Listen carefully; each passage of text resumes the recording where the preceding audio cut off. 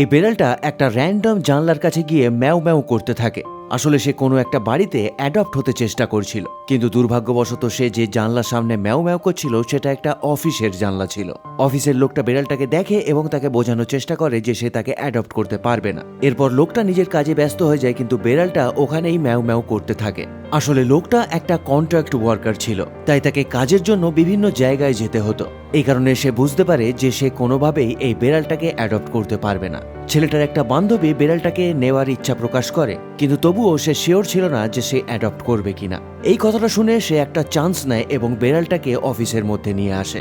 এরপর লোকটা বেড়ালটাকে পরিষ্কার করিয়ে দেয়, এটা ভেবে যে পরিষ্কার পরিচ্ছন্ন থাকলে তার বান্ধবী হয়তো বেড়ালটাকে পছন্দ করে নেবে।